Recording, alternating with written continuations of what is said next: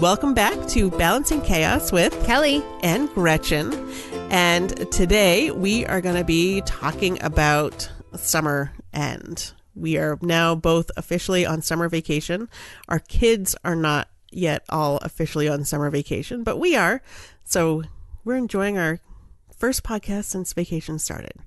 So what are well, first of all, we want to talk about Kelley's trip to Jamaica. So she has some things to share. So Kelley, tell us about your trip. Yeah, so we started summer vacation a little early in May, which is an odd time for people from Maine to travel to the Caribbean. And we learned that once we were there, too, because we didn't meet a single person from New England. Everyone was from the South, so it must be an ideal time for Southerners. I mean, because probably if you're going to go, if you live where we're from, you should go in January through March. Right. But that just didn't work for my schedule. But anyhow, we had a wonderful time in Jamaica. We went to a Sandals resort, Sandals Negril. That's where we went. And I highly recommend it. It was, the food was amazing. They had a special person because I had eliminated dairy and gluten from my diet. And I'd been doing that sugar. Right. So I hadn't touched base about this, but I felt amazing on that no sugar eating plan. And I had followed it religiously. And almost halfway through our Jamaica trip too, honestly. And I was sleeping better. I had more energy. I wasn't bloated. But it didn't, when you read the book about it, it says you feel this amazing. Like what's the book again? It's Dr. Hyman's 10-day sugar detox. Okay. There were reports of people feeling amazing after day 5. I actually didn't start feeling any noticeable difference until maybe 14 days out. So when I did the Whole30, there are some people who are total, and I was strict with it. Like I didn't cheat until day 27, but some people are really almost evangelists about like, it's so amazing. Everything is better. I make more money now. Everything's fantastic. And I was kind of like, all right. I mean, I lost like 15 pounds, which was interesting, and probably gained it right back.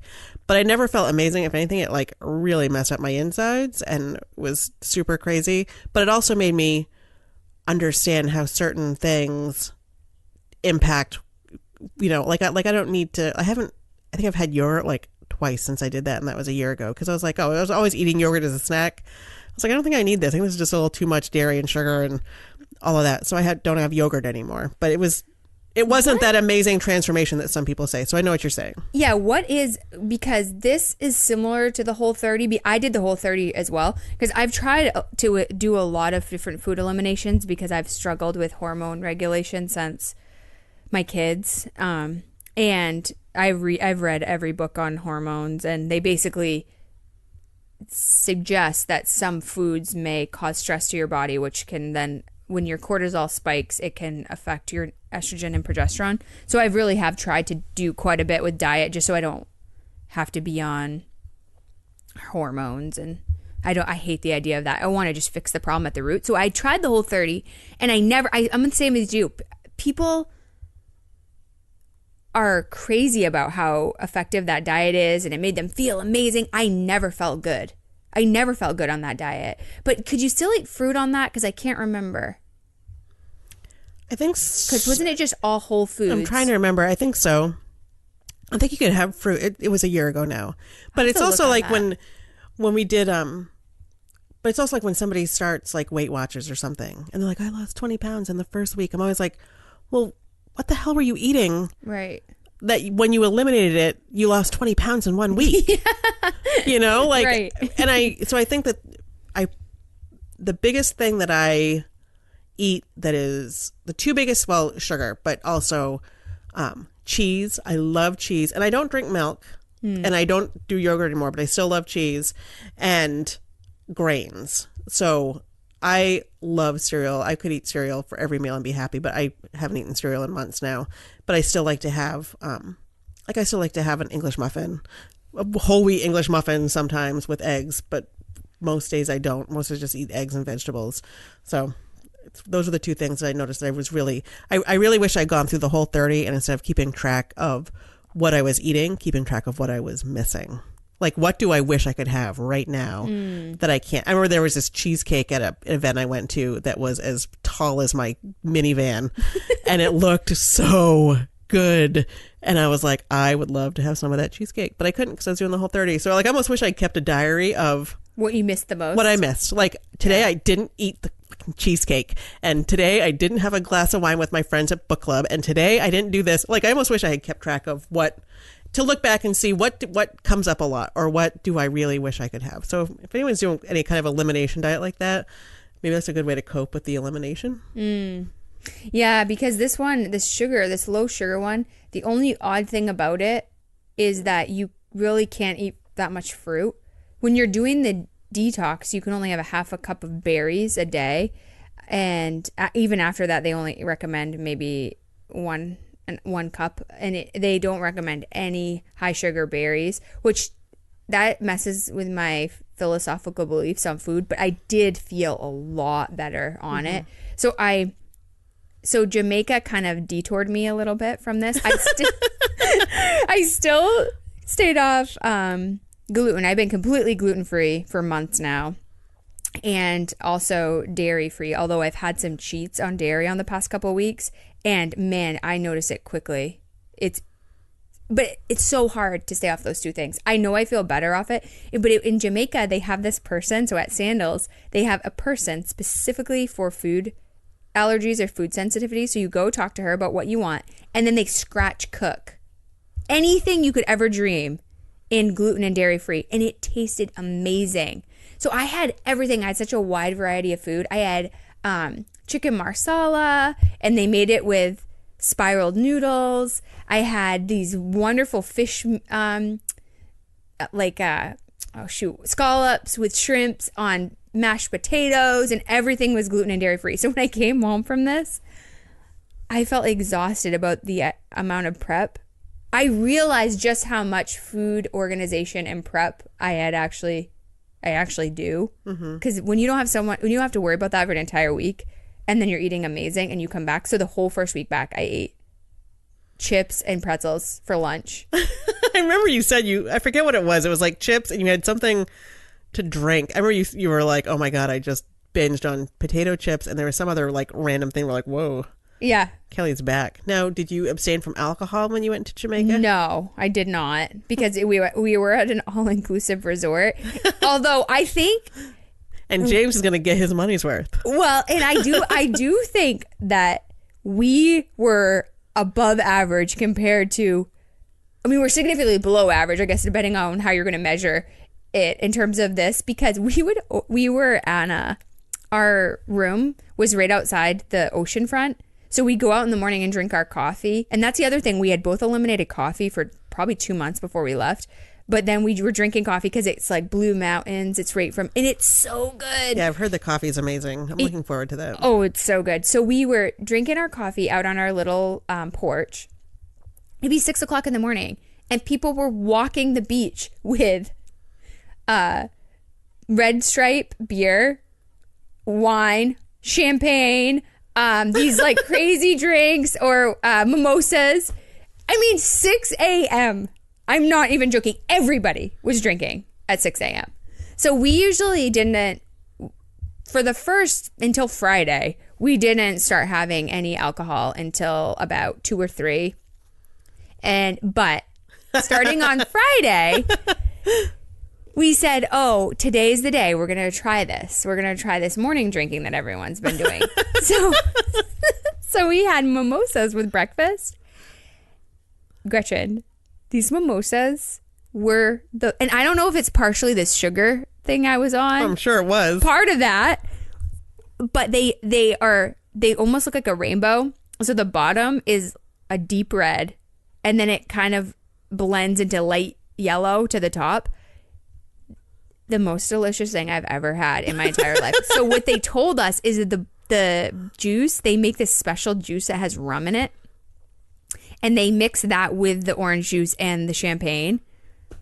Oh my gosh, they became my new favorite thing. They are so good. But I don't have any stamina. So I had a couple of those, and then we walked back and now it's 9 a.m. and I'm tired. I'm like, no. And I couldn't think because James said, what you got to do is you just got to keep sipping alcohol all day. And I just can't. I couldn't. Like, I have this shut off in my body when I peak to a certain point. Like, usually after 2 drinks, the thought of sipping another alcohol drink just makes me feel like, oh, I can't possibly do it. So I had to take a nap. So I took a nap, but James could do it. So that day he played beach volleyball.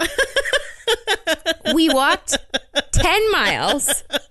He played cornhole. He took a swim in the ocean. All while holding one of these drinks, yes. right? Well, going strong all day. And all day I kept thinking, he's just going to crash at bedtime, like at 5 o'clock. Like, he doesn't have this kind of pace. Nope. He went strong all day. We went to bed at 10 o'clock that night. I was so proud of him. But I just couldn't do it. I couldn't. I reset later and got back on. But I don't know how people were doing it. I mean, everybody all day. This is apparently what you do. Have you been to an all-inclusive before? No, I haven't. Okay. Well, I can't wait for you to tell me. But I'm going to have my kids there, too. So yeah, I got to kind of pace myself. Maybe we'll each take a day and... Here's the thing. My sister will be there, so she'll be sure to be pointing out the food choices we should be making and stuff. The weird thing about it is I don't know if they dilute the drinks or if it's just the heat and we're not used to that kind of dry, or maybe it's very humid heat. You never really feel alcohol the way you would here. Interesting. It just, I never felt, and I never noticed anyone around me, even though everyone was drinking from the second they woke up. No one was belligerent, you know? So I don't know if it's the combination of the heat or the doses. But anyway, so that was that. That's basically the gist of that. And then the other funny thing that happened when we were there is the Sandals Negril is right next to a nude beach. But it's not even a nude beach. It's so much more than that. It's like a swingers resort. Yes. And they don't call it that in Jamaica, but that is what it is. So the first day, so we did a lot of... Our vacation was very simple. We drank coffee on this porch and we decided we needed a front porch desperately at our house. Because the 2 things we did all day, every day, were sit on our porch. We played a lot of cribbage on the porch and drank our coffee and just sat on the porch a lot. And we took a lot of walks. And the great thing about that is we could do that right here in Bangor, Maine, every day. Right.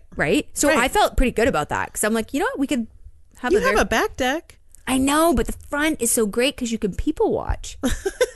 And we were talking to everyone as they went by. I could totally see us doing that. Yeah, I can see you guys doing that too. Right? It'd be so fun.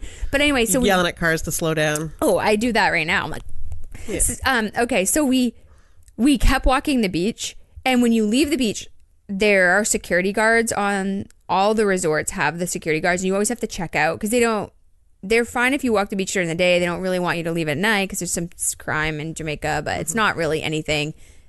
On these resorts, they're very well protected. So anyway, we were walking the beach the second day we were there. And James said, Kelley, I think that catamaran that's coming is... I think everyone on that catamaran is naked. And I said... Can't do that in Bangor, Maine. I said, no, they're not, James. It's their bikinis. And then okay. So we keep walking. Hey, hun, I think everyone on that catamaran's naked. James, they're not naked. And then they get really close. So I guess on Tuesdays only, they come in to the closest possible distance they can from shore. And this was the day. It was Tuesday. It was our second day there. And sure enough, the entire catamaran, there must have been, I don't know, 50 to 100 people on it. There might even have been more. But it was the most naked people I've ever seen in my life congregated in one area. And they were... air humping together in unison, chanting Club Hard D. Hard D? Yeah. What's the D stand for? Rhymes with ick. That's what they were chanting. And I was just totally mind blown. And I mean, we're not talking Angelina Jolie and Brad Pitt naked people. Okay? We're talking... all bodies are beautiful. All bodies sacred. are beautiful. And all age bodies are beautiful. So this was the first day of our What is this place called? Oh, shoot. Do you remember? It will come to me. All I can think right now the place of the other resort? Yeah, all I can think is hedonism. Hedonism 2. Google it. Because... Not on a work computer. Yeah, not on a work computer. So James and I became part of my curiosity in addition to gun violence and... Yes, Kelley also was texting us saying, I interviewed the resort nurse to talk about healthcare practices in Jamaica, and I also interviewed the security guards about gun violence with the gun law. I'm like, you're on vacation. I was just really curious. They were so funny, though. So those 3 things became my top areas of interest. Hedonism 2, gun violence, and healthcare. I know they don't seem like they go together, but this was a very She was also very concerned about the STD rates at hedonism 2. Oh my gosh, how could you not How do they clean their furniture? I mean, seriously. So we started asking the guards, the security guards, a lot of these questions because, you know, they're locals. And they were so funny. They're like, that place is nasty stuff happens there. Nasty. So they were saying that, like, people come in with a busload and you're married couples, and then they'll split up for the week. And then they go back home together. And they were just telling us, oh my gosh, very interesting things about what happened over there. Because one of the guards used to work over at that one. And so I said, it's mostly Americans and Europeans. And so I said, do you guys think that we've lost our mind over here? And they're like, no, man, one love. No problem. They're just having fun on vacation. Okay, so I think it was maybe Thursday. We decided we were going to walk over. Because you can walk the beach, because the beachfront right near the water can't belong to. Right. It belongs to the world, right? It probably belongs to Jamaica in this case. One love, one beach. One love, one beach. So they can't prohibit you from walking the beach. So we got dressed. We walk across. Real important to know that you got dressed. We did wear our clothes, and I was expecting to see like people having sex maybe on the beach, because all the stories we heard were, and once you Google it, anyone listening should Google it, because it's very interesting what goes down there. So I was kind of expecting to see that, but it was just a whole bunch of naked people laying in lawn chairs, which is why I was concerned very much about infectious diseases and sanitation, because that is disgusting. But they do have to get dressed to eat food, so that must be some kind of code. Anyway, and there were like 4 women in a tube, naked, drinking beers, laughing. Everyone was so happy. So when we came back, I kind of thought, I had a whole different impression after we walked it and came back, because it was like total freedom. There was not judgment about body sizes. I didn't see any model-esque body. But people were so happy. I hope they were wearing sunblock. I really hope they were wearing sunblock. I mean, people were playing volleyball. Men. Okay? Imagine this. Men were playing volleyball naked. It was very interesting. Okay, so we did that, and that was part of the highlight. Then the guns were kind of interesting, because they said, oh yeah, in the United States, you can just walk into a store and buy a gun. Anyone can buy a gun. This was mind-blowing to them. They think we're crazy over here too. So we did that, and then we just chilled. It was really wonderful, but it's been incredibly difficult to come back to reality. I'm still not adjusted. It's been like a month. It's been like a month, and I haven't got a good handle on my grocery list. I feel my house has been turned upside down. Gretchen saw it.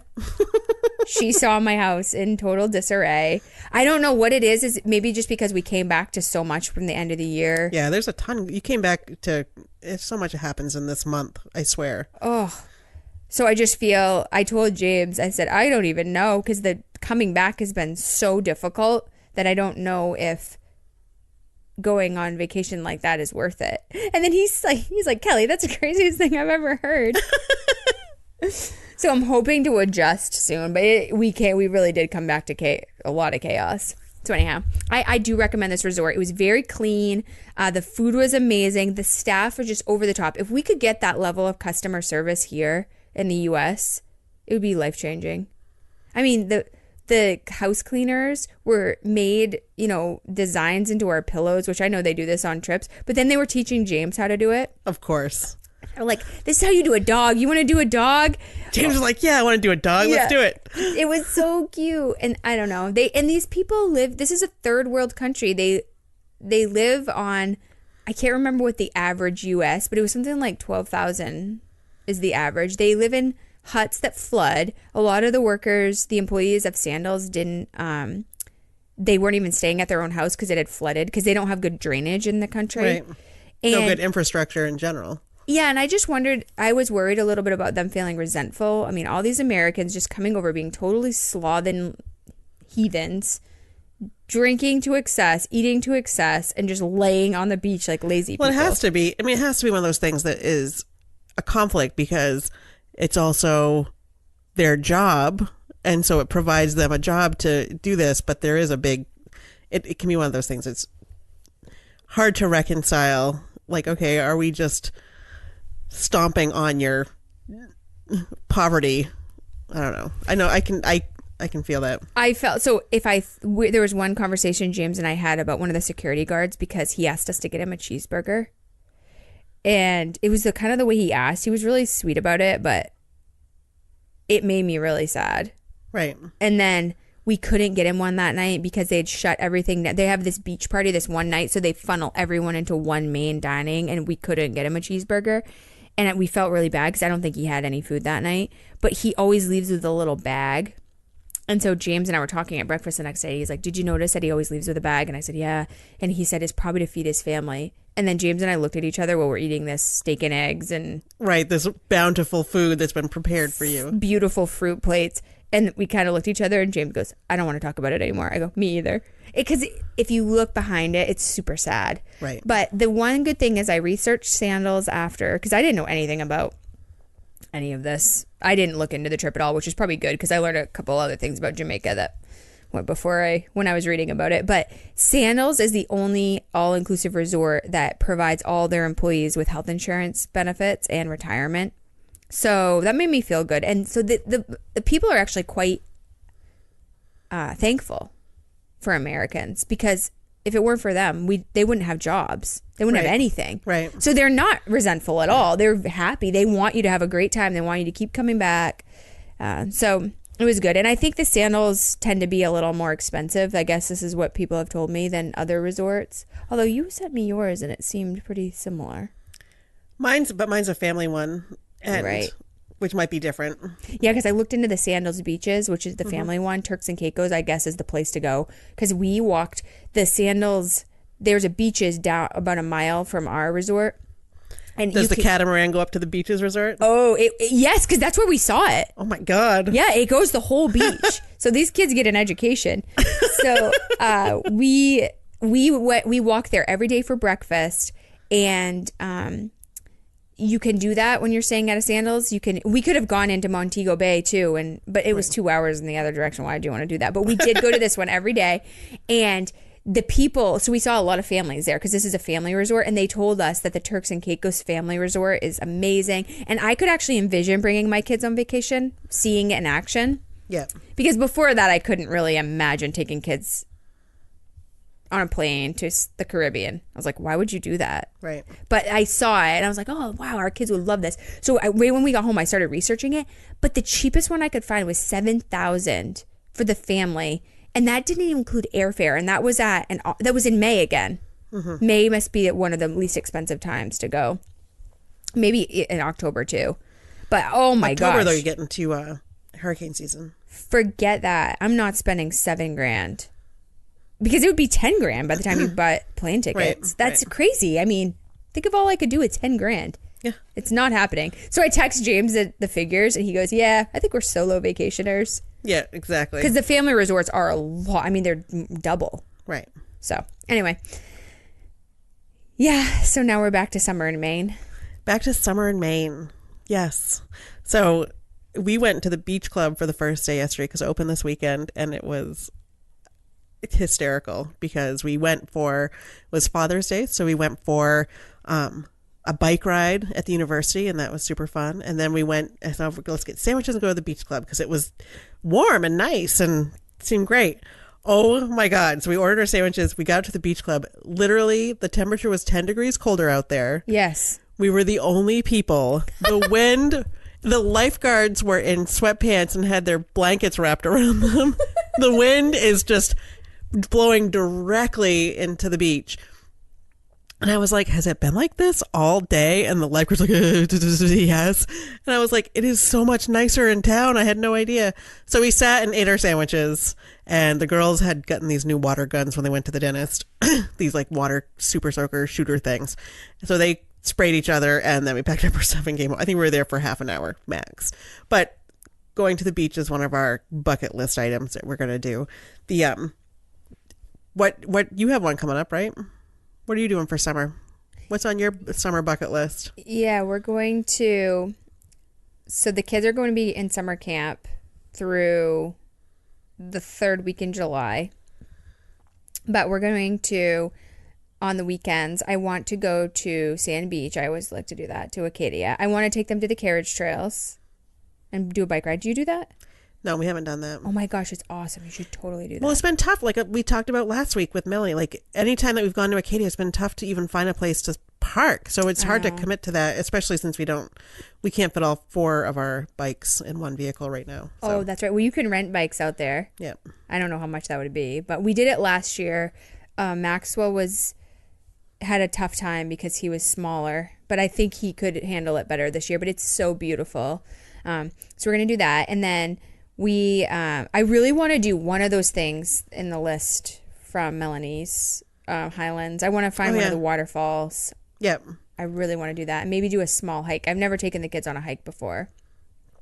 Have you ever taken them out to Wonderland at Acadia? No. That's like it's not even a hike. It's flat. It's not a mountain, but it's a mile. It's not long, and you go down, and there's tide. If you go when the tide's going out, and then they have all these great tide pools, and it's just rocks, and you can climb around. It's really a cool spot to go, and especially with little kids. It's very flat. Like there's roots and stuff. You can't take a stroller. I mean, your kids aren't in strollers anyway. But for anyone listening, it's not the kind of place you take a stroller. But it's really easy walk. It's Wonderland? Called Wonderland.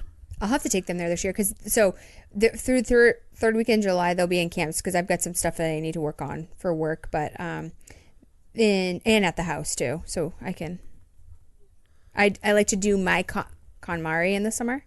Yes, and it lasts just about the whole year. I'm just noticing I have some deep cleaning projects too. So so my house is always a disaster, as Kelley knows. But I'm going to go through the bins and go through it. And I told Dave, I was like, let's just go. Like we have these totes of stuff in the basement. I'm like, let's bring up one tote a week or one tote a day when we are motivated and go through it and be like, oh, this is actually filled with crap we don't need, and get rid of it and just move stuff out because we want to do the basement project sooner rather than later. But it involves going through the wall of storage that we have down there. We also want to paint this room. Going to paint the ceilings because the tiles got messed up when we had the power outage. Yeah, this is what I did last year. I broke it down last summer. I went through the entire house and I broke it down into, I did 1 or 2 things a day, like whether it be a drawer, a closet. I'm going to have to double up this year because I went, last summer I did all the KonMari. Yep. And the house, oh my gosh, it was awesome. Everything had a place. It was so organized. And then James's dad had passed away a couple years ago, and his stepmom moved to Arizona. And so when she moved, he got the contents of the house that she was living in delivered to our house the week school started. So our whole garage was just full of like 5 generations of furniture and little trinkets. I mean, they saved everything you could possibly imagine. So we've been going through that all year. There's still maybe one more push of that to go through and preserve or donate or whatever we're going to do with it. So we've got a lot. And there must be like 1,000. His dad worked for Anheuser-Busch, so he had collected all these beer cans. We probably have 1,000 of those to go through. Is there a collector that would take them? Or is it just hoarding?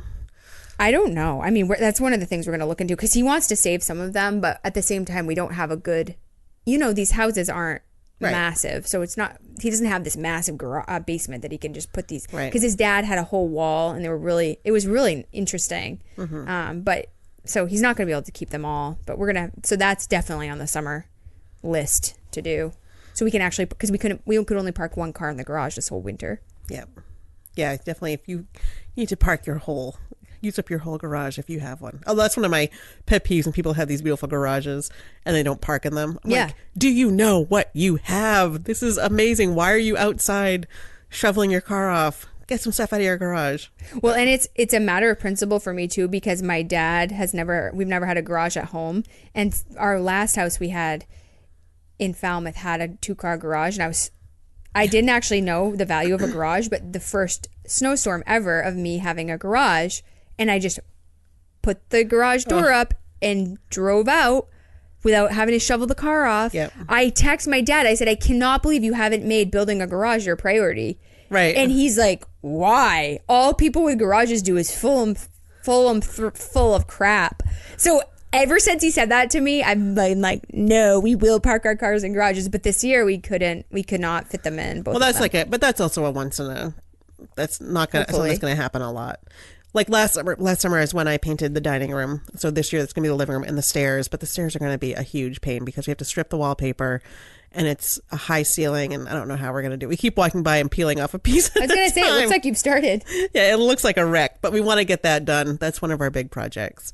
But but then stuff with the kids, we always actually write out a bucket list on the first day of summer vacation. Like, what do we want to do? Because it really helps when you get to that point of like, I'm bored. There's nothing to do. I'm just going to watch YouTube. No, what do you want to do? So one of the things that we have is geocaching.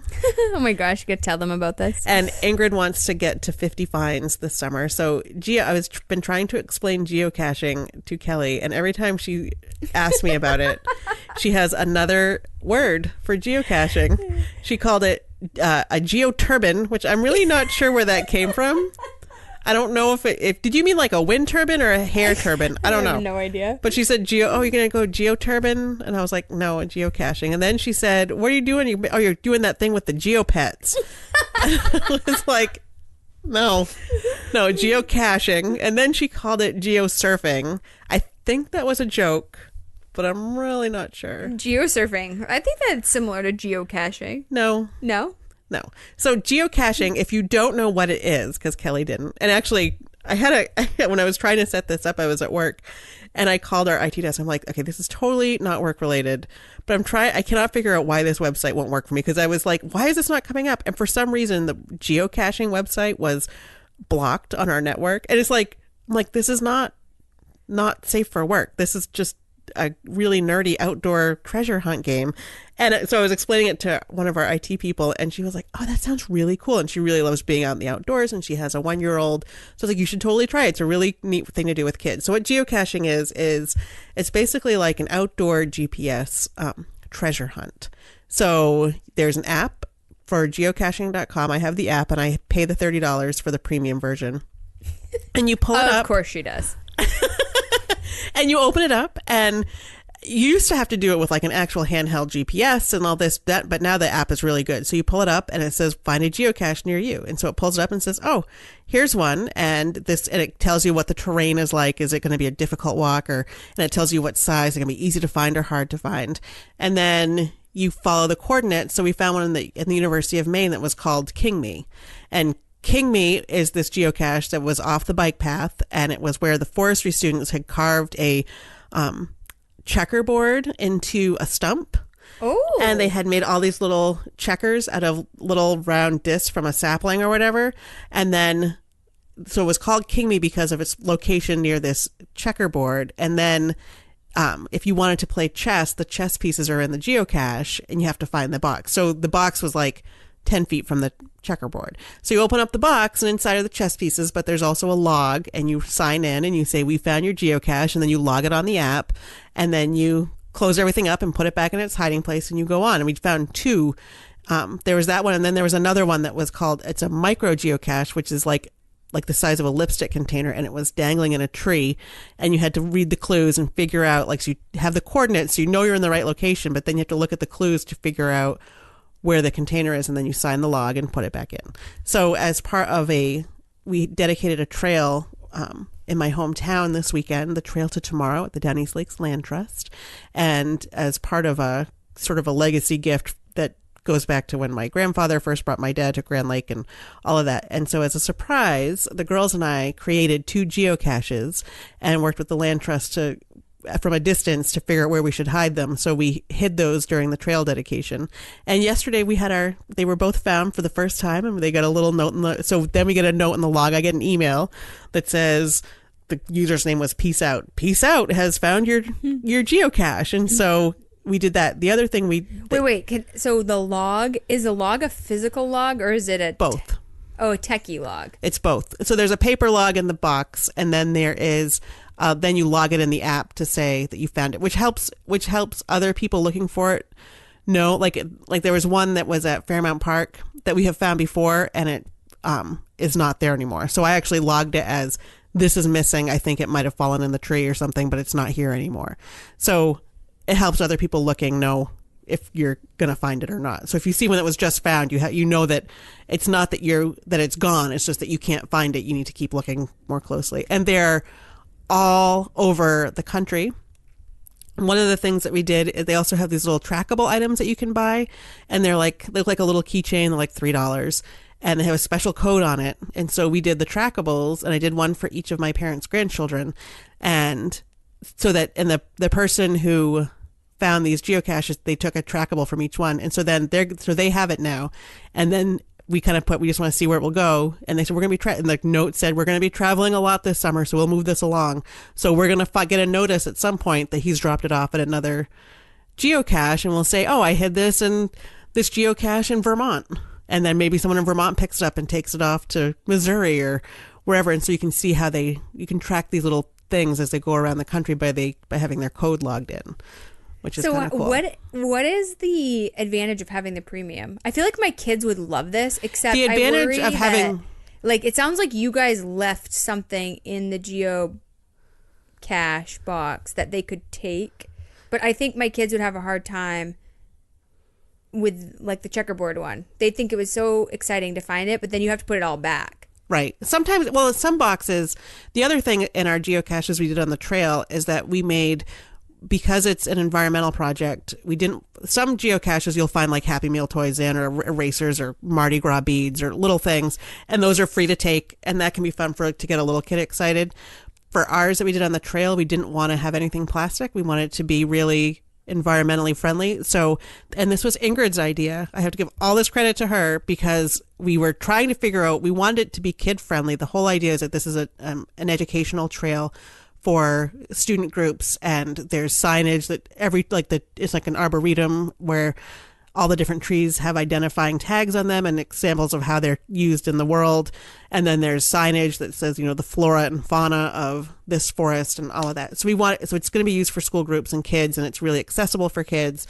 So we want it to be kid friendly, and we know that kids like to find things in geocaches. So we went to the craft store, and I was like, okay, we need to think of something to put in this that a kid could take. And they had these wooden gift tags, and they're really thin, and they're about 2 inches around, and they had like different shapes and stuff. So we ended up getting the circles and the hearts, but I'm like, what could we do with this? Like, we could just write Trail to Tomorrow on it, which is the name of the trail.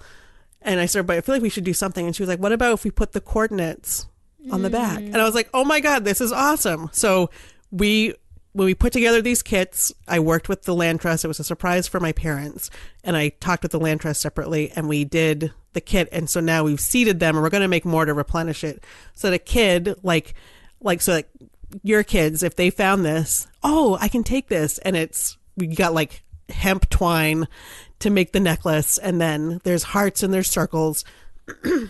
They're all different colors, and it has the coordinates and says Trail to Tomorrow, and it's very obviously made by a kid.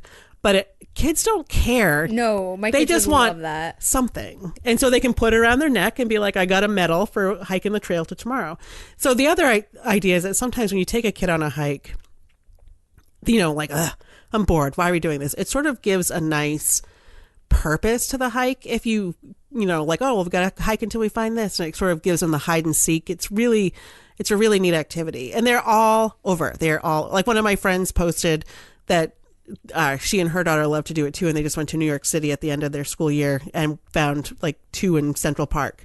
So wherever you go, you can pull up the app and be like, oh, I see these geocaches. I'm trying to remember what the advantages of the app are. One is that you can see more. There's some caches that are only available to premium members, so you don't see them. And I think it might be that it's easier to use your GPS it's easier to do everything from your phone if you have the app. I'm not sure, but it's like $30. But but you can do the basic one to try it out, and it's very cool. So that's one of our things. You know what I love about that? There's a lot of, I don't know, we get disgruntled about the advancement of society and the transition to technology and everything. But this is a way to integrate technology into nature. Well, so the whole thing is that this trail came up. My grandfather was a biologist, and he was a Ford Fellow at Yale in the 50s, and he had this article in the Yale Conservation Studies that was called The Trail to Tomorrow, about how we need to educate children about conservation because they're the future and all of that. And it was found, my dad's sister found it only in the last 15 years did it surface, because their dad died in 1967.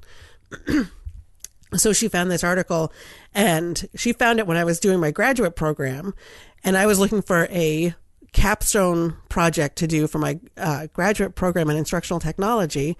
And so I used that in my lit review, and my project was Trail to Tomorrow, because his vision was a trunk that would travel around to schools that would teach about conservation education, because it was the 50s. So I made a digital version, and one of the things that I included, because my degree was instructional technology, was geocaching with kids as a way to entice them into nature. Because once you're out there, yeah, you're looking for the geocache, but you're also like immersed in the natural world. You know, you're looking around. I mean, and they're not all in the woods. There are urban geocaches too, but it gives you, it's sort of a neat thing to do. You can pull them up. You won't find them in national parks. They're not allowed in national parks, but you can pull them up and look around and say, you know, if I pulled it up right now, I could show you like 10 within a half-mile radius of where we're sitting right here. Wow, I wonder who else is into this. Lots of people are. It's like a little bit of a nerdy thing to do, but it's kind of fun. So that's one of our bucket list items too, is to do more of that. I gotta look into it. I think Cameron would love this. Yeah, we should. I'll take you guys, and there's one on Silver Road. I'll take you to it. Oh, you can walk from your house. Let's do it. Yeah, we'll do it after school gets out this week. Because Ingrid's begging me to take her to that one. Well, another summer thing that we've been doing, Gretchen and I. Well, Gretchen's done it before, but Gretchen and I this year are sharing a farm share. Yep. And so this was our first year doing it, and I took the kids to the farm to pick up the farm share last week, and Gretchen, your kids didn't come. You and your kids didn't come, but the kids had the best time of their lives, and there really isn't much at the farm. It's just a big field, and there were chickens, baby chicks, and roosters and hens. Sure. And have you been? Yeah. Yeah, okay. And I didn't see the chickens when I went the week before. A play set, and there's this really tall grass. So Cameron was running through the grass, making a path, and he thought it was so awesome. And the farm share is really nice, and they give you a bouquet of flowers that last all week, and they're wild flowers. Aren't they beautiful though? They're so beautiful. So, but anyway, Cameron was so upset when neither one of them wanted to leave. And then they were so upset in retrospect when we were getting in the car that Willa didn't come and Sammy and Nate didn't come. Well, this week we can time it together because now I'm off. So their pickups from school, so we can time it to go after school this week. Oh, they really want everyone to come. So it'd be interesting. I wonder if there are any out there. I can look. I'm sure there's some that are out there somewhere. But it's an interesting little treasure hunt. So what else is on your summer bucket list? Well, the other thing we've been doing with the kids for the past 3 years, we didn't really intend to make this a tradition, but I think it's going to be turning into one until our kids outgrow it, is taking them to Great Wolf Lodge for a couple days. The kids don't know we're going, but we had promised Cameron that if he had a great year, they do this system at school where you get like a red, a green, or a yellow. By the way, I totally hate. Yeah, it could be up for controversy about if it's how it is. But anyway, we told him if he gets greens all year, we'd go to Great Wolf Lodge, and so he has. And so I booked the trip a couple weeks ago, and it's actually much. If you go in May, it's significantly less than if you go basically any other time. It must be their slowest time. And so we are going in June, but I still got an incredible price. It was like half the price I paid last year.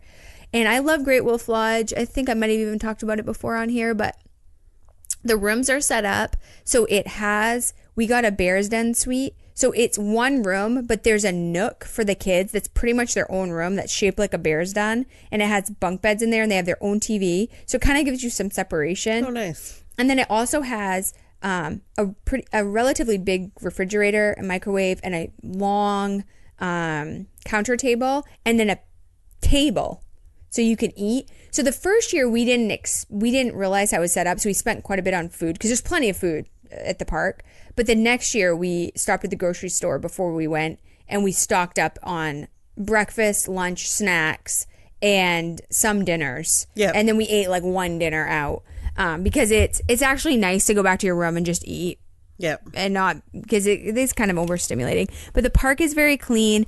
It's set up well for young kids. A lot of the areas are only maybe a foot deep, if that, and the lifeguards are on.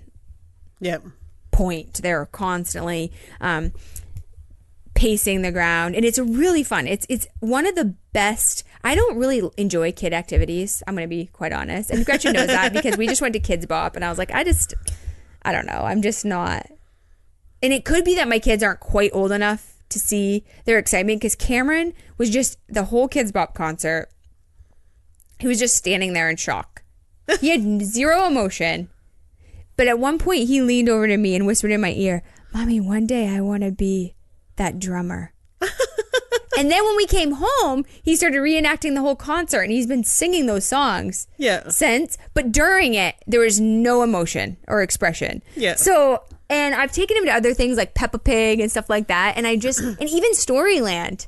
Yeah. It didn't elicit this genuine love, but Great Wolf Lodge does. The kids, both of them, just light up. They love the place. And I find that it's very comfortable for adults and kids. Mm-hmm. So I love it's one of my favorite, if the only place actually that I've enjoyed of kids. And James feels the same way, and it's hard to convince him of kid activities. So we're doing that. And usually what we do is we stop at Kittery and do stock up on some clothes because there's no place to shop around here, and then we hit up Whole Foods on the way home, and I stock up on my groceries.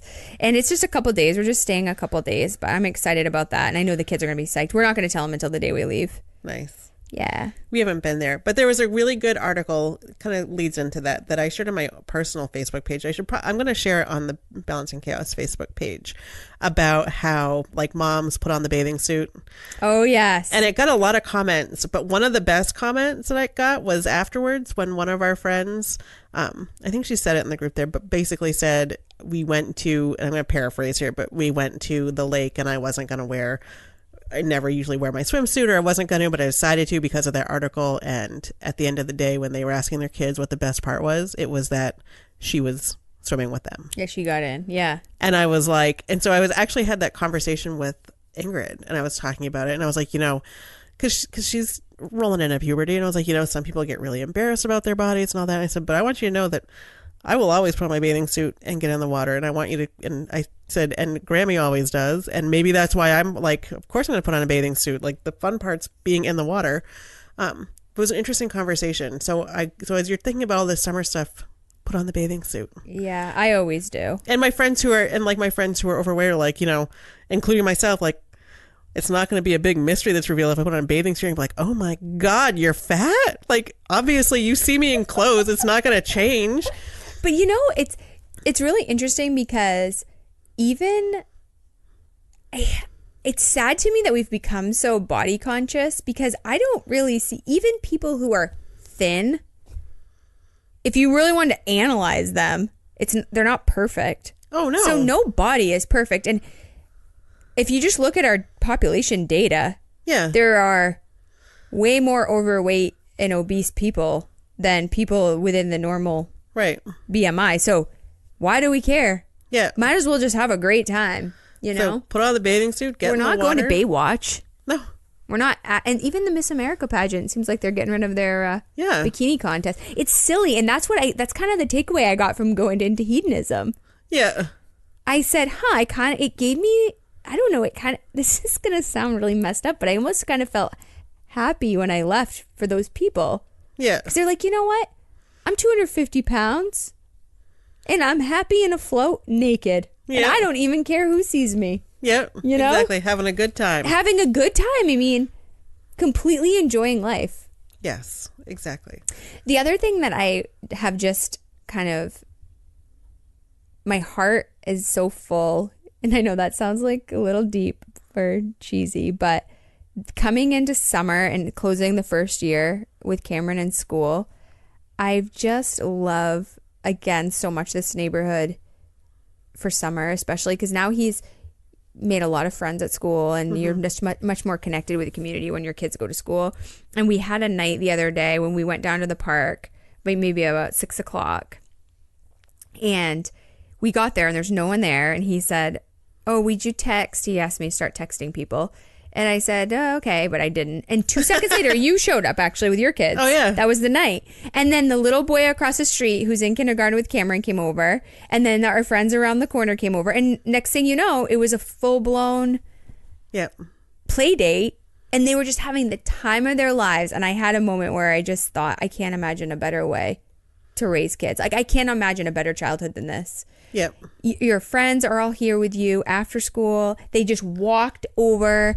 All their parents are here. Everyone's in, and it was all the ages too. It was just the 2 kindergartners, but Willa's in 2nd grade, Ingrid's in 6th. The little boy, one's 3, one's going into kindergarten. It was just a range of ages, but it didn't matter. Yeah, they were all playing. It was a good time. And then even at school, so they had field day. Gretchen and I we had a really strenuous job at field day.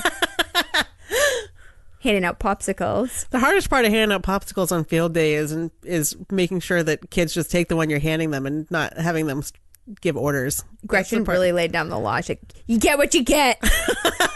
Take your popsicle. She said it with a smile. I probably would have been a Here's sucker. another life hack for those. So we give them just the basic freeze pops. They're the little tubes. So if you were in charge of freezing an entire industrial whole, warehouse club box of freeze pops, what you need to know is that you can't just put the box in the freezer. And this was learned at a PT when this event happened several years ago. You have to do it methodically. And you have to, every day, you put 2 handfuls into a reusable shopping bag in your chest freezer. And then you check them, make sure those are frozen, then you add 2 more handfuls. Because if you don't, what happens is that the outside freezes and all the ones inside are insulated from freezing from the outside ones, and they don't freeze unless you leave them there for a month.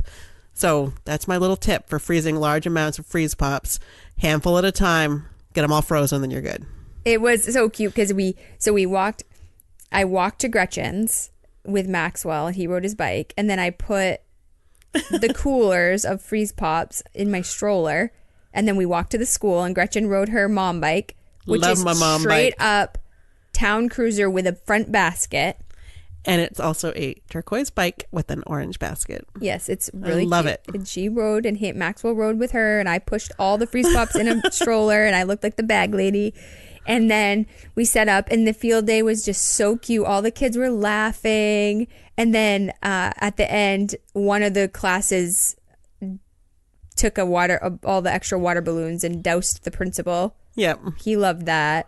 And then that night, we had a PTO fundraiser at the park for the whole school. And the ice cream truck came.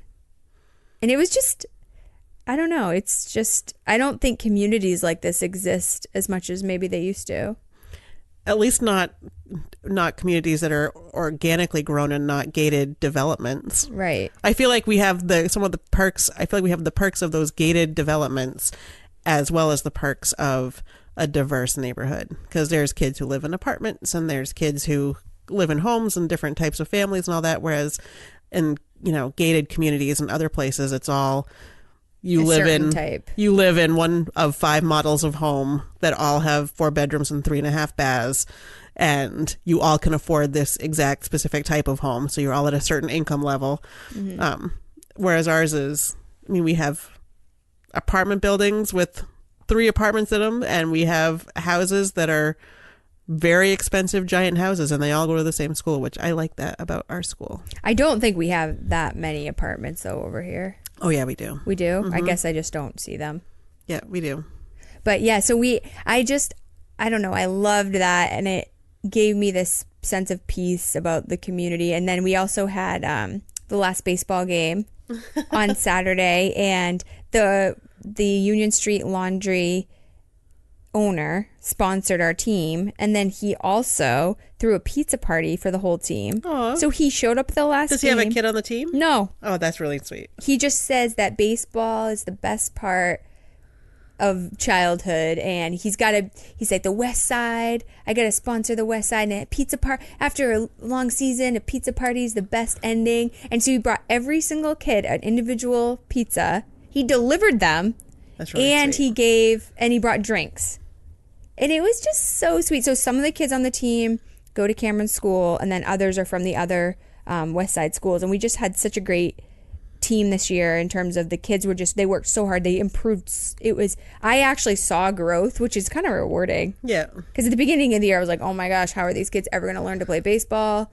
But by the end they were all getting hits, they were actually trying to field, and they were just so polite, and it was just a great end of the year. And then of course James went all out with these snacks for both the kids' schools. Oh my gosh, he made a dinosaur out of a watermelon. Yes. It's incredible. Can I post a picture of it? Yes. Oh my gosh. The thing is incredible. I went on a walk and I came back and that thing was done. I'm telling you, I really think that we should have Dave do the production work and have James have his own YouTube channel. Pinterest Dad, because he does the most incredible, crazy things, and that would solve all the world's problems. It is crazy what he does. And then he made a dragon out of cucumbers and carrots. And he did all of this. He doesn't have a carving. He doesn't have any special tools. He did it all with a steak knife. And then Cameron, they have had all these theme days. I don't know if they're doing it at the older levels. Did they have superhero day? No. Okay, so maybe this is just not that I know of. Kindergarten thing. So Cameron's, oh my gosh, I have to say this too, because I've said a lot about how I think schools could do a better job focusing on health. And I think this is all schools across the country. I know this is all schools across the country because we already know I went to Boston and they were trying to fight for recess, which is ridiculous. Right. So I've seen a lot of improvement throughout the year at our school. Mm-hmm. So, they switched recess before lunch, which is evidence-based, so that kids can be hungry when they're eating and they don't have to eat in snowsuits. They haven't done that most schools in the state are still eating lunch in snowsuits, so I'm thrilled about that. They extended lunch. And then his teacher for Superhero Day did this whole lesson unit on to be a superhero, you have to take care of yourself. And it was all about healthy choices and unhealthy choices. And it was awesome. So, of course, I made my whole life. And then she invited me to volunteer in there for that lesson. And we brought in a watermelon. And and James carved the outside into it was Superhero Day. So the top was a super Spider-Man. And then the side, and he wanted to be equal opportunity. So the side was a Wonder Woman, and it was just, and when I say carve, it was just like scraping in the rind. The rind. So it was just the kids must have thought it was super cool though. Oh my gosh. So those kids, it's like they had never seen anything like that in their entire lives. They were so appreciative and grateful, and it was, I don't know, I had the best time in that class too. So the end of the year, this is probably why I feel so exhausted from coming back from Jamaica, but I just think all the end of the year things have validated even more how much I love this community. Mm-hmm. I know we talk about it a lot, but a lot of people have been emailing me about thinking about moving to Bangor. We just had, of course, one of our listeners is moving to our neighborhood very soon, maybe next weekend. No, 2 weeks. She bought a house in the neighborhood. And so people have been asking me about it, and we've been telling people, just listen to the podcast. But it's really not propaganda. We're not trying to, there's no benefit. No one's sponsoring us. But for me, it's been really fun to kind of see how understand why people love living here. Well, it's fun to have that outside perspective and to be asked a question, like, we've helped her with some different things and to get the answer and send it and be like, oh, wow, this is great. And, and to sort of have that outsider's perspective. Because when you live in it, it's just how it is. But then you realize you go to other places, it's not like this everywhere. So it's hard to imagine not being like that. But just the school, I think too, just knowing everyone, and it's been a great year. It really has. I mean, and now we're gonna have a great summer. We're gonna go to the beach club. We're gonna take you geocaching. We're gonna go to the farm. We're gonna do some fun things. I want to take the kids to the farm up at Humane too, see the cows. Yeah, we've never done that. We can do some field trips. We go to my camp. We went to camp yesterday, and it was the same problem because it was hot in town. So Dave's thermometer when we left, it was 72 degrees when we left, and when we got there, it was 64 degrees. Yeah, we left, and it's 20 minutes from here. We went in tank tops, and we got there, and the wind. Yeah. It was so cold. And of course, Cameron wanted to fish his little heart out. So we're out on a dock fishing for hours. He did get a couple sunfish and a bass. There you go. But it was freezing and windy. Mm-hmm. So we're gonna have an excellent summer. I'm gonna do the coast. So we've mentioned the coast, the lakes, the farms, an out-of-state trip. I'm going on my conference, which doesn't really count. Are you going to Colorado? So we're doing that. My sister's coming with my nephew in a couple weeks, and that's gonna be fun. I literally cannot wait for Kate and Kelley to meet because they are the same person and two totally different. She's tall and blonde, and Kelley is short and not blonde, but they have the same passions and the same concerns for my well-being and environmental impact. And I did some research for Gretchen's sunscreen spray because we didn't mention it in the melanoma episode, but she does the spray on. I get anxious when I see the bottles. So I figured there's got to be a better version that's affordable that she can use. So I did find her a great option. In fact, I'm going to go pick up today. I'm going to get that too, actually, because I have Tom's, and that ranks well on all the environmental and chemical sites, but it doesn't spread well, and it's more of a barrier than it is a absorbent, and that's part of the concern about the absorbents, like if we don't know what's in them, blah blah. But anyway, I'm gonna try that because I do think that's a nice happy balance. The Alba, it's Alba, right? It's called Alba brand. We'll have a link to it. All the Alba brands, actually the non-spray one actually rank even better than the spray, but everyone wants to use a spray now because it goes on more evenly. It's just easier, and I get it. Yeah, but this one is reef safe, and yes. Is another concern. Yeah. I mean, we're not in reefs around here, but still it's important. So we do care about the environment, and I know you do. This is the one thing I don't. Gretchen's liberal side doesn't. Oddly enough, her liberal side doesn't come out when they were talking about products or food. Probably just because she hasn't delved into it. If she did, we probably don't want her to. Yeah, I can't. I'll give you the information on political issues. You give me the information on sunscreen. I'll tell you what sunscreen to buy. Don't research it because you'll explode. I think you might explode. There's only so much I can take. Just like only so much you can take. Right. So, ready for some favorite things? Yeah. So I have been using a wristlet since college, and then I went to the mother-son dance with my son Cameron this year, and I had this sudden feeling of all the other moms I noticed had purses, and I'm the only mother at this other mother-son dance with a wristlet. And I said, gosh, man, maybe I've out-aged the wristlet. So I looked into it, and they really are for like 20-somethings or like going out on the town. And this is my primary purse, my wristlet. So I decided to upgrade to a mom purse, and it's really inexpensive. It's called a Baggallini.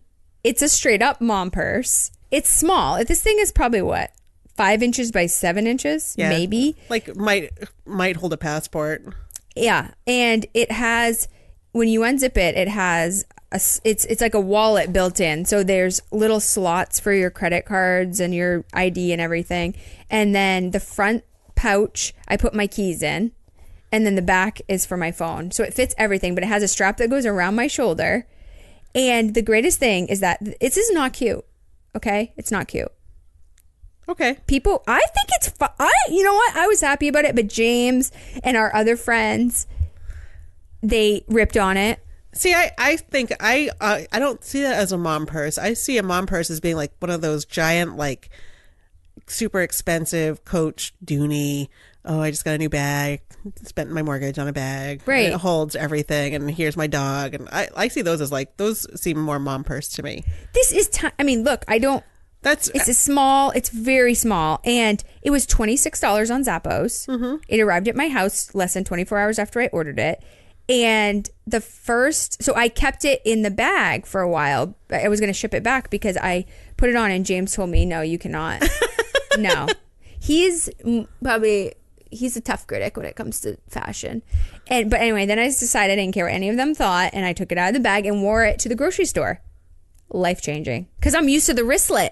So I got the wristlet, I'm trying to shop, then I put it in the cart, but then someone might steal it. So this was around my waist. I had two hands to shop. It's not a fanny pack. It was not around her I'm sorry, waist. it was around my shoulder. You're right. It's not a fanny pack. That is that really would be a mom. Like, that'd be like nerd mom or something. Yeah. No offense to anyone with the fanny pack. So I have just really enjoyed this. Although I've had a little bit of an issue with just adjusting to having a strapped purse.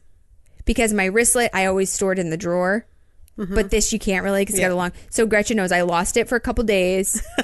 I went on a search. I couldn't find it. I was getting stressed. I thought I'd left it somewhere, and then James found it for me, hanging behind a scarf in my bedroom. But anyway, I love this, and I think it's a great summer. Well, you know why it's so great. So I hate purses. Yeah, I really so don't do like them. I carry a wallet, and what it is that. Gonna go back to an old trope here. Oh, here she goes. Here we go. Rev it up. It's going. Start up the car because we're taking off. Women's clothes don't have pockets. Everyday sexism. Yes. There we go, Gretchen. So my purse in the summer is my pocket, and mine's only not that much bigger than yours, but it's the same thing. It's to stash my wallet and my phone and my keys because I don't have. You carry pockets. your wallet, your phone, and your keys in your pocket? Like my coat pocket, yeah. Wow. Yeah, like my work keys. My work keys I keep in my work bag because I keep those separate from my other keys, and then so it's just my car key. And I have a code lock, which I've talked about on favorite things before. So I don't have a house key. I have one car key and a fob, and that has my library card on it. So that's my only key. I and can picture you using this. Oh yeah, I could. Oh yeah, I totally could. Mine works fine now. So yeah, I'll show it to you after. So mine's by Sherpani, which. I have a Sherpani suitcase because my parents got me one. They had a warehouse sale. They're based in Boulder. And when my sister was having my nephew, there was a warehouse sale going on. I was like, distract yourselves, go to the warehouse sale. And they bought me a suitcase, which was awesome. And I have that's what I have for my work bag. It's what I have for my purse. I've had their wallets. The wallet I have now is not Sherpani, but I love Sherpani stuff. It's gotten a little more, used to be a little cuter, I think, but it's still good stuff. I like that a lot. Yeah, I think this is going to be a great summer bag because I could do anything with this. Yeah. Hiking, this would be great for Great Wolf Lodge because it's small. It's not, like Gretchen said, it's not like I'm going to be carrying around this giant Coach purse, which would look ridiculous at a kid's water park. And I'm sorry, I'm not going to be the kind of person who has like 5 or 6 handbags. Right. It's just not me. Yeah, exactly. And the thing with that is that then you can drop it into your work bag. You can drop it into your beach bag or your backpack or whatever. It's easy. Or you can just keep it. I drive with it on myself because I'm worried about losing it. So my favorite thing is not something you can buy.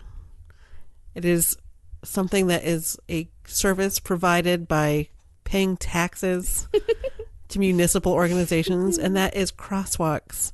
Because they painted the crosswalks in the last week or so, if you've noticed. Because in Maine, our crosswalks, they get worn down over the winter.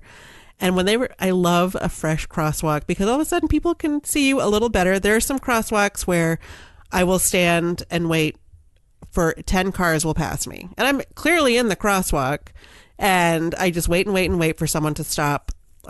The one group that always stops, it never fails, are people on motorcycles. If I'm standing there, I've had cops pass me. I've had sheriff's vehicles pass me. Like the people who should be enforcing this law blow by me in the like the big one on Hammond.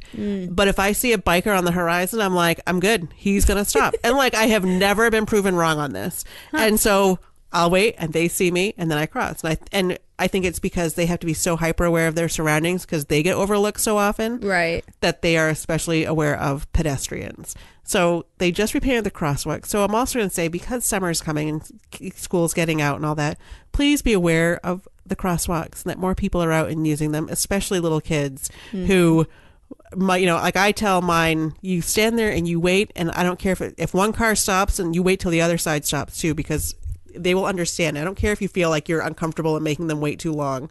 You wait until both sides stop and then you cross. And a couple of streets around here, you do have to kind of really hold your ground on them. Others are easier, but crosswalks are my favorite thing.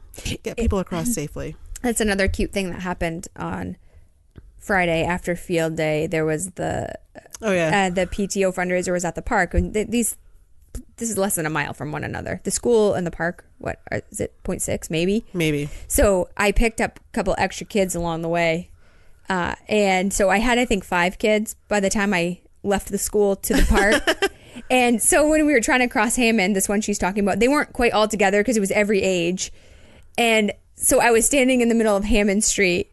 It was like, whoop, there's Maxwell. Yeah. There goes Willa. There goes Cameron. And it was just so funny. But same thing, just making sure they cross. But our traffic engineering professor said that crosswalks actually can be more dangerous because it gives pedestrians a false sense of security, and people don't often see people in crosswalks. So this advice to make sure.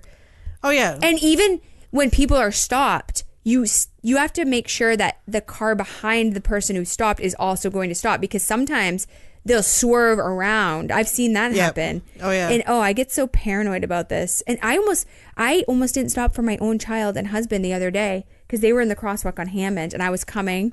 Mm-hmm. And just the way the shade was with the tree beside the crosswalk, I couldn't see them. Yeah. And it made me so upset that I almost didn't stop. I mean, I had to slam on my brakes. So, had they already started walking out? No, but James said that he was going to because he saw it was me and he knew I'd stop. And then he was surprised by how fast I was still going. Yeah. So I did stop, but I got so frazzled by it. So basically, my kids are told so if you are a driver, please don't get annoyed if it seems like someone's not stepping out into traffic fast enough, because they might be waiting for both sides to stop. Maybe it's a neighborhood that you're not familiar with, so you don't realize that it's a trick. Like some crosswalks are great, but this one is a particularly nasty one, I think. Mm-hmm. But it has been at least repainted, so it's obvious it's a crosswalk, which is important. But just have, it might, and when I say wait for a long time, it's like 3 seconds. Mm-hmm. Like if you counted it off, it might be 3 seconds to make sure that both sides have stopped before entering the crosswalk and crossing. Yeah. I'm extremely sensitive about this with my kids too, because traffic makes me nervous. Yeah. It's going to be like that if there's no room for error. Mm-hmm. There's no margin of error with a kid on a bike in a car. So, and the last thing I want to end with is that we're having this great conversation, and we are not at all immune to all the things going on in the world right now with the issue of families being separated at the southern border. And we are both really super pissed about it. And we're going to be calling I'm going to be calling, and so is Kelley, because I'm going to make her. I'm going to buy the Alba sunscreen, and she's going to call Senator Collins. That's how we trade off. And also there should be a vote, hopefully, for the red flag law. For Maine?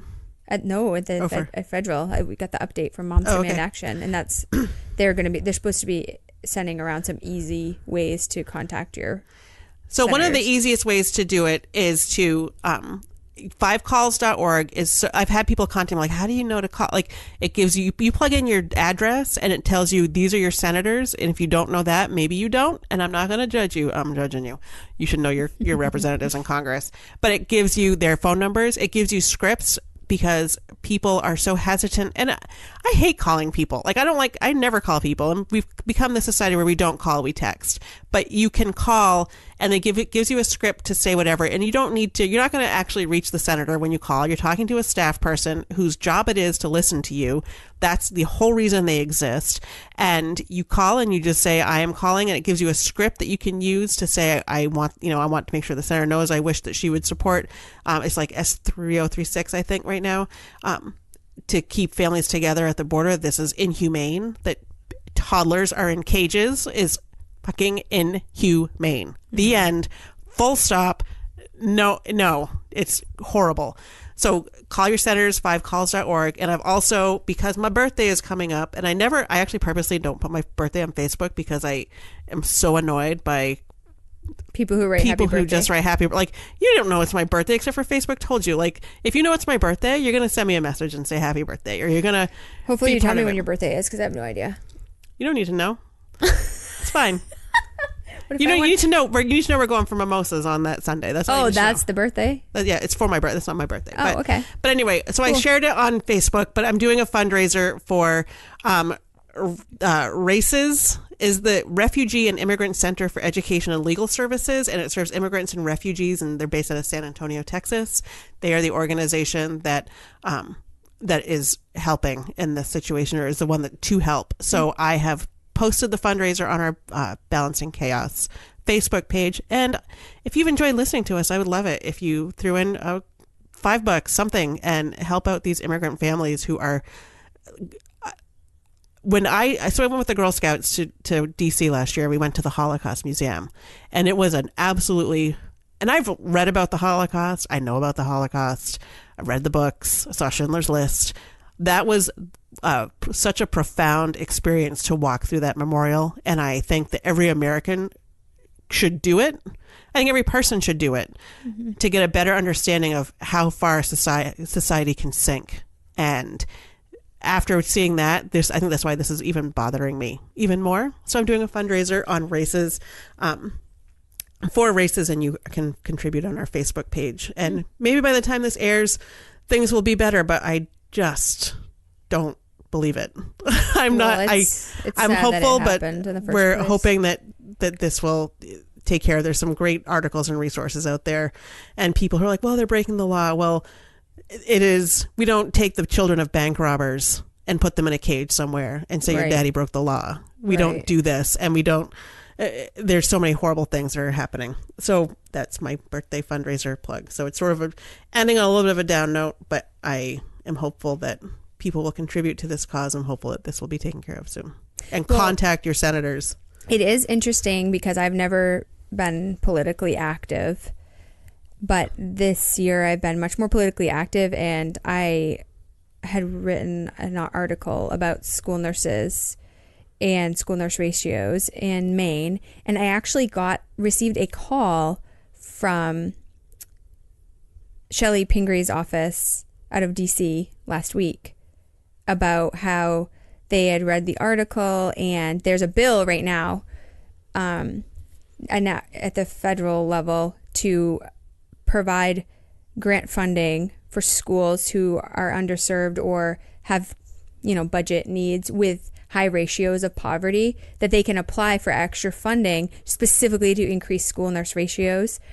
And that she was just calling to say that the article is actually really helping provide more evidence that we do need better funding in schools with high poverty without.